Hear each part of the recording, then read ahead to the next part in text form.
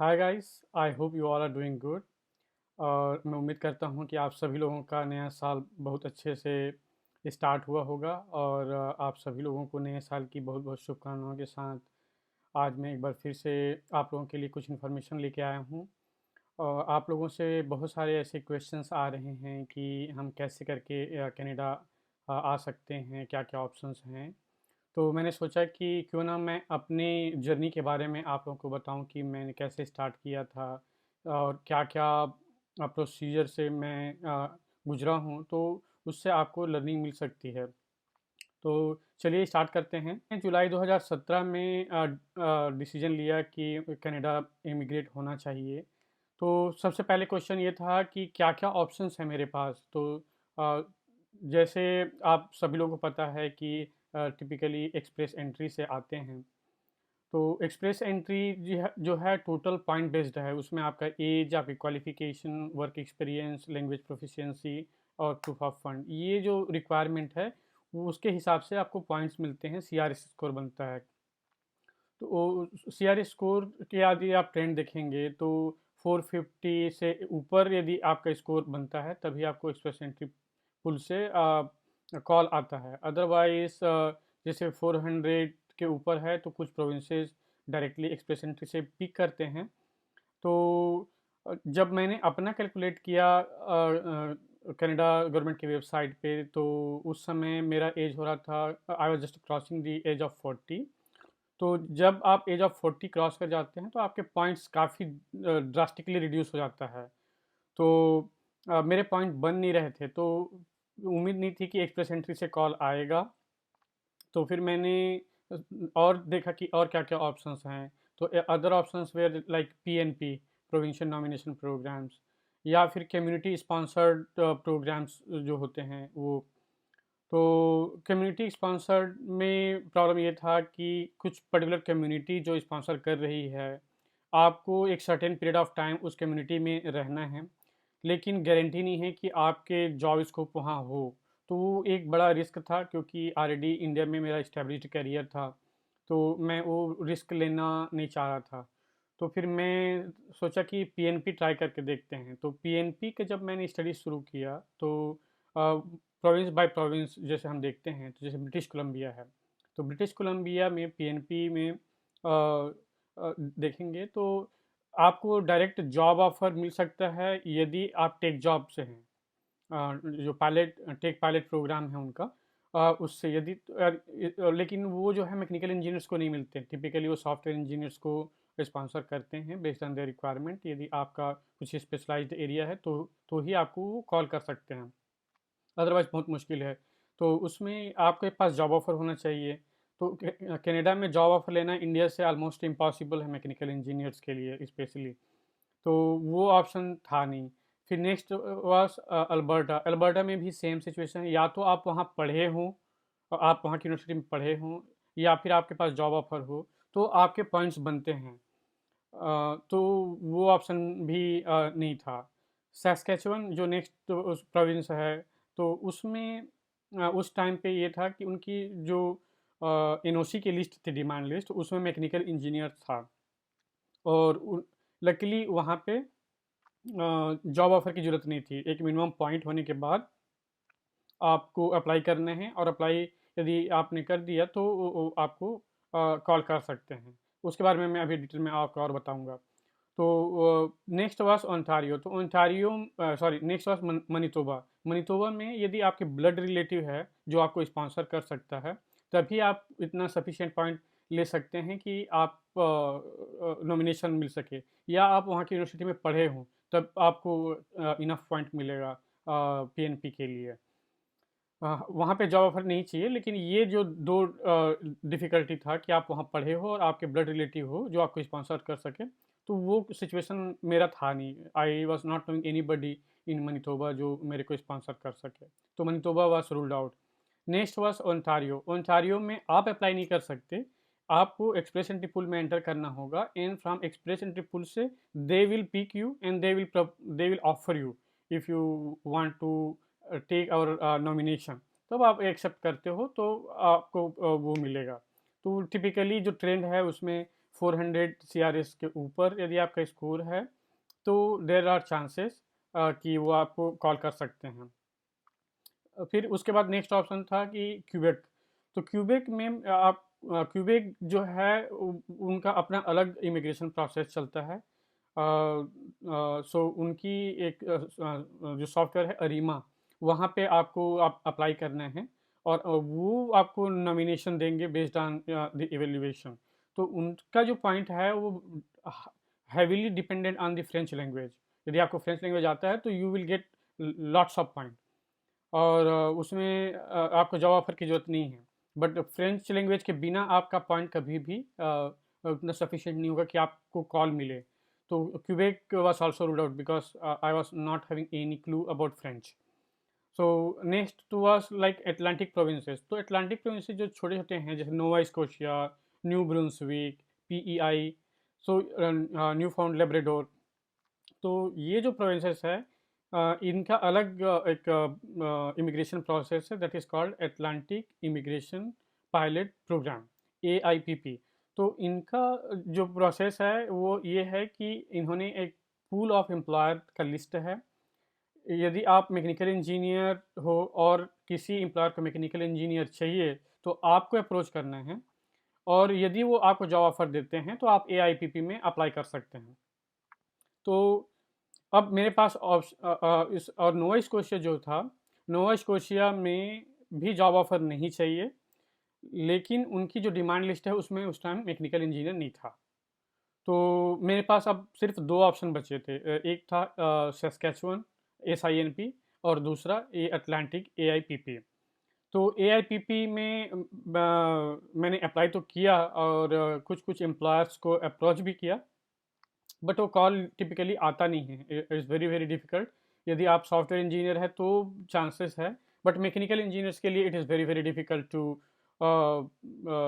Gate call from Canada. तो बचा SINP। तो SINP का उस टाइम पे प्रोसेस ये था कि ओएसिस जो इनका वेबसाइट था उसमें आपको एप्लीकेशन सबमिट करना है। तो ये क्या पीरियोडिकली ओपन होता था, जैसे 300 कैंडिडेट के लिए जनवरी में ओपन हुआ, फिर मार्च में ओपन हुआ, जून जुलाई में ओपन हुआ। ऐसे पीरियोडिकली वो ओपन करते थे 300, 400, 500 ऐसे कैंडिडेट के लिए। लेकिन डिफ़िकल्टी ये था उस टाइम पे कि आप पहले से सबमिट नहीं कर सकते एप्लीकेशन। जैसे आप अभी इंटेंट ऑफ एप्लीकेशन सबमिट करते हैं, वैसा नहीं था। उस टाइम पे ओपन हुआ और आपको सबमिट करना है। यदि आपका एप्लीकेशन सबमिट हो गया तो आपको फीस पटाना है and then they will call you. तो एक लक वाली बात होती थी उस टाइम पे, यदि आपका इंटरनेट आपका साथ दे दिया तो ठीक, अदरवाइज़ इट्स वेरी डिफ़िकल्ट। तो मैंने कुछ-कुछ कंसल्टेंट से भी बात किया कि आप उसमें हेल्प कर सकते हैं क्या? तो सबने हाथ खड़ा कर दिया कि it is a game of time. तो हम अ इसमें आपको कोई हेल्प नहीं कर सकते, क्योंकि वो कभी भी अपना शेड्यूल पहले से डिफाइन नहीं करके रखते थे कि कब वो ओपन करेंगे। वो सडनली 1-2 दिन पहले अनाउंस करते थे कि we are going to open this in particular day at particular time, ऐसे। तो वो बहुत डिफ़िकल्ट था जज करना कि कब ओपन होगा और आप सबमिट कर पाओगे कि नहीं। तो ये फिर क्या हुआ, थोड़ा-सा स्टेप बैक, जब SINP का मैंने डिसाइड किया कि SINP ही एक मेरा ऑप्शंस है। तो फिर मैंने अपना डॉक्यूमेंट्स इकट्ठा करना स्टार्ट किया। तो सबसे पहले सारे मार्कशीट को नोटरी से वेरीफाई कराया। फिर बर्थ सर्टिफिकेट। तो I was born in Chhattisgarh in very small village. तो उस टाइम पे तो बर्थ सर्टिफिकेट वगैरह होता नहीं था। तो हमारा तो अभी तक काम 10th के मार्कशीट से चल रहा था। तो फिर सबसे पहला क्वेश्चन ये था कि बर्थ सर्टिफिकेट कैसे लिया जाए। तो I contacted my Elder brother who still live in Chhattisgarh, और उनको मैंने रिक्वेस्ट किया कि आप ग्राम पंचायत से बर्थ सर्टिफिकेट बनवा दीजिए। तो लकीली वो बर्थ सर्टिफिकेट बन गया मेरा। फिर और वो इंग्लिश लैंग्वेज में था तो उसको ट्रांसलेट करने की ज़रूरत नहीं थी। फिर नेक्स्ट था मेरी वाइफ़ का, तो उनका हिंदी में बर्थ सर्टिफिकेट था तो उसको फिर ट्रांसलेट कराया। फिर मेरे बेटे का वो भी हिंदी में था तो उसको फिर मैंने ट्रांसलेट कराया, और उन सबको ट्रांसलेशन का फिर एफिडेविट बनवाया। तो इस तरीके से बर्थ सर्टिफिकेट रेडी हो गया, मार्कशीट रेडी हो गया, मैरिज सर्टिफिकेट्स और ऑलरेडी इन इंग्लिश, तो there was no issue about that. फिर नेक्स्ट था कि प्रूफ ऑफ फंड। तो प्रूफ ऑफ फंड से उसका कोई इशू नहीं था कि वो हमने बैंक से लेटर ले लिया। फिर जब सारे डॉक्यूमेंट रेडी हो गए, फिर आया कि एजुकेशनल क्रेडेंशियल और IELTS की, आइल्स की स्कोर का। तो आइल्स की तैयारी मैंने मोस्टली यूट्यूब के वीडियोस को देख देख करके प्रैक्टिस कर करके किया, और उसी से फिर मैंने एग्ज़ाम दिया बेंगलोर में, और फिर उससे जो स्कोर आया उससे अप्लाई किया। फिर WES से बेसिकली जो ECA कराना था, तो मेरे को ऐसा लगा कि मेरा मैकेनिकल इंजीनियरिंग इन मास्टर्स है मैकेनिकल इंजीनियरिंग में, तो मैं डायरेक्ट मास्टर्स का ECA करवा लेता हूँ। तो मैंने मास्टर्स का ECA करवाया। मास्टर्स का ECA करवाने के लिए जब एप्लीकेशन सबमिट किया, तो उन्होंने बोला कि मास्टर्स का तब तक अप्रूव नहीं हो सकता जब तक आप बैचलर्स का नहीं करवाएंगे। तो ये थोड़ा सा स्टेप बैक था, तो आप लोग भी ध्यान रखिए, यदि आप मास्टर्स का करवा रहे हैं तो बाय डिफ़ॉल्ट आप बैचलर्स का सबमिट करना ही है, ऐसा। तो फिर मेरा जो ग्रेजुएशन था वो छत्तीसगढ़ में बिलासपुर इंजीनियरिंग कॉलेज से था। तो अब समस्या ये थी कि मैं 1999 में वहाँ से पास हुआ था, और मेरे वहाँ से पास होने के कुछ सालों बाद जो टेक्निकल लाइन की जो सब्जेक्ट्स थे वो यूनिवर्सिटी से अलग होकर के एक नया यूनिवर्सिटी बन गया था। अब ये प्रॉब्लम थी कि वो नया वाला यूनिवर्सिटी देगा उसका ट्रांसक्रिप्ट, कि पुराना वाला देगा। तो फिर वो प्रोसेस में काफ़ी टाइम लग गया, और फिर फाइनली वो पुरानी वाली यूनिवर्सिटी को मैंने रिक्वेस्ट भेज करके वो अप्रूव करवाया, उसमें करीबन 2 महीने लग गए। तो वो फिर WES फाइनली अप्रूव कर दिया। तो इस तरीके से सारे डॉक्यूमेंट्स हुए। तो आप लोग भी ध्यान रखिए कि जो भी डॉक्यूमेंट्स हैं वो सही से सर्टिफाइड हो, सही लोगों से सर्टिफाइड हो, और उसको आप रेडी रखिए। फिर आया कि अब SINP में अप्लाई कर रहे हैं, कि वो तो पता ही नहीं कि कब निकलेगा, और निकलेगा भी तो सडनली वो 5 मिनट के अंदर फुल हो जाता था। तो ऐसे canadaVisa.com में मैंने कुछ फोरम्स ज्वाइन किए। मैं आप लोगों को भी रिकमेंड करूँगा कि वहाँ पे बहुत तरीके के फ़ोरम हैं, आप उन फ़ोरम में आप सब्सक्रिप्शन डाल सकते हैं, और उसके बाद फिर आपको इन्फॉर्मेशन, बहुत तरीके के इन्फॉर्मेशन आपको मिल जाता है। तो वैसे ही एक फ़ोरम में मैंने सब्सक्राइब किया था, तो सडनली एक दिन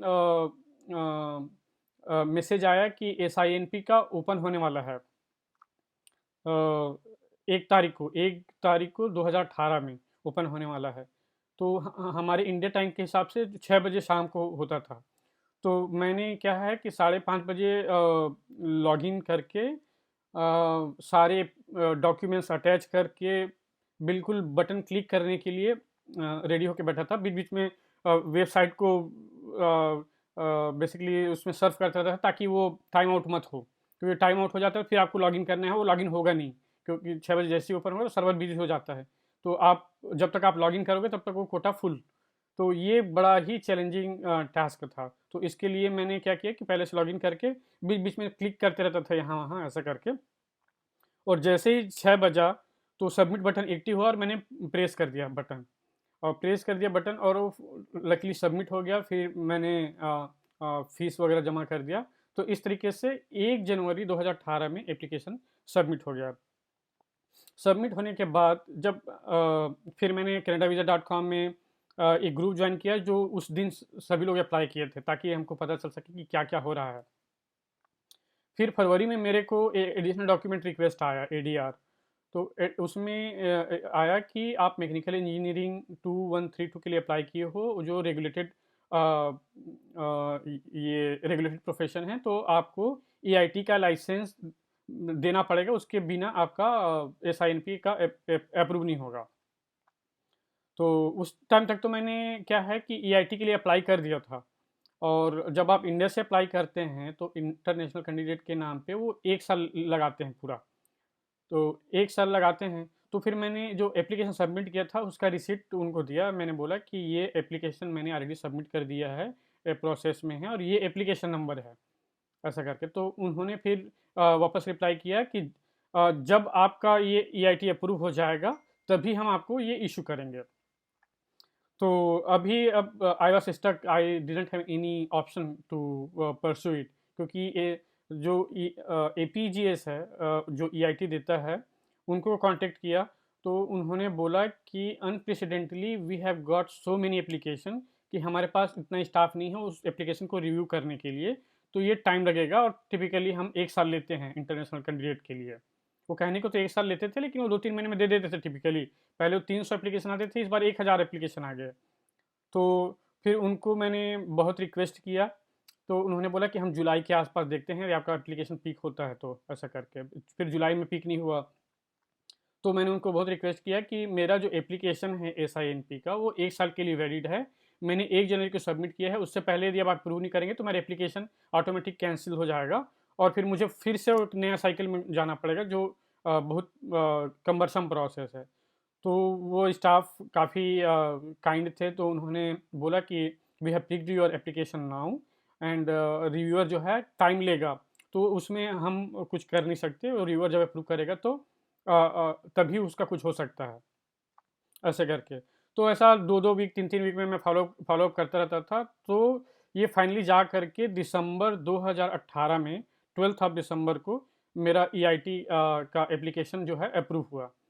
तो जब एप्लीकेशन अप्रूव हुआ तो फिर मैंने इमीडिएटली उसी दिन ही वो लाइसेंस की कॉपी जो है SINP को भेज दिया। SINP को जब कोई भी आप एडिशनल डॉक्यूमेंट भेजते हैं तो टिपिकली वो 2 वीक लगाते हैं प्रोसेस करने के लिए। तो मुझे लगा कि ये दिसंबर का टाइम है, हॉलिडे का टाइम है, तो most likely second week of January में ही कुछ हो पाएगा, ऐसा करके। तो मैं थोड़ा-सा निश्चिंत हो गया था। तो फिर सडनली मैं जब चेक किया 31st ऑफ दिसंबर को रात को, तो मेल आया कि आपका नॉमिनेशन अप्रूव हो गया है। तो that was gift of new year, you can say. 31 दिसंबर को हू वर्क्स, सो बट 31 दिसंबर को my luck struck and I got nomination from SINP, और उसी के साथ में 600 पॉइंट मेरा क्रेडिट हुआ मेरा एक्सप्रेस एंट्री में। तो now next was like to submit that credit point into the express entry profile. तो मैंने अपने कंसल्टेंट को तुरंत फिर उसी दिन मेल लिखा कि ये अप्रूव हो गया है, आप प्लीज़ इसको प्रोसेस कीजिए और क्लेम कीजिए, और आगे उसको प्रोसेस कीजिए। तो इस तरीके से मेरा SINP का जो है नॉमिनेशन आया, है ना? तो फिर वो एप्लीकेशन आगे सबमिट किया, और उसके बाद की स्टोरी फिर मैं आपको नेक्स्ट चैप्टर में बताता हूँ। तो just to recap in this, तो सबसे पहले आप जो है सारे डॉक्यूमेंट्स आप रेडी कीजिए सर्टिफाइड वे में। तो उसमें आपको बर्थ सर्टिफिकेट चाहिए, सारे मार्कशीट चाहिए, वर्क एक्सपीरियंस का एम्प्लॉयर से डॉक्यूमेंट चाहिए, वो भी प्रॉपर फॉर्मेट में चाहिए जो उन्होंने प्रिस्क्राइब किया है। बहुत सारे एम्प्लॉयर्स नहीं देते हैं, तो उसके भी एक अलग प्रोसेस होता है कि आप कैसे करके उसको ले सकते हैं, और क्या SINP एक्सेप्ट करते हैं या एक्सप्रेस एंट्री पे एक्सेप्ट करते हैं, वो भी मैं आपको बताऊंगा आने वाले वीडियो में। और फिर आपका प्रूफ ऑफ फंड चाहिए। तो ये सारे डॉक्यूमेंट होने के बाद आप ECA और IELTS, तो ये IELTS और ECA तो आप पैरेलली कर सकते हैं, और साथ में ये सब डॉक्यूमेंट रेडी कर सकते हैं। और जब सारे डॉक्यूमेंट्स रेडी हो जाए तब जा कर के आप एक्सप्रेस एंट्री पूल में एंटर कीजिए। अदरवाइज जैसे आप कंसल्टेंट के थ्रू जाते हैं तो वो क्या है कि पहले आप एक्सप्रेस एंट्री में चले जाइए, देन आप डॉक्यूमेंट इकट्ठा करते रहिए, but that doesn't work actually. बिना सारे डॉक्यूमेंट्स के एक्सप्रेस एंट्री पूल में घुसने से सिर्फ आप टाइम वेस्ट कर रहे हैं, क्योंकि एक्सप्रेस एंट्री प्रोफाइल जो है 1 साल के लिए वैलिड होता है, और यदि आपका पूरी प्रोसेस में टाइम चला गया तो वो बेसिकली आपका रिन्यू करना पड़ेगा। तो कंसल्टेंट क्या है, जितनी जल्दी हो सके कैंडिडेट को फंसाते हैं अपने पास, और आपको ब्लॉक कर लेते हैं अपने लिए। तो ये आप थोड़ा सा ध्यान रखिए। आप खुद भी जाके कनाडा गवर्नमेंट की वेबसाइट पे जाइए, सारे डॉक्यूमेंट की लिस्ट देखिए, और सारे डॉक्यूमेंट जब आप रेडी कर लें उसके बाद ही जा कर के आप एक्सप्रेस एंट्री पूल में एंटर कीजिए, और जो आप प्रोविंस आपने टारगेट कर रखा है या डायरेक्ट एक्सप्रेस एंट्री में, फिर उसके हिसाब से आप प्लान कीजिए। तो thank you so much guys for watching this video, और आने वाली वीडियो पे, नेक्स्ट वीडियो पे मैं आपको बताऊंगा कि SINP से लेकर के मैं जो कनाडा में लैंड किया उसकी स्टोरी कैसी थी, और क्या क्या डिफ़िकल्टीज आई, और मैंने उसको कैसे करके हैंडल किया। Thank you so much for watching this video. If you like please press the like button, subscribe this channel and share with your friends so that they can also get benefited out of that. Thank you, take care, bye bye.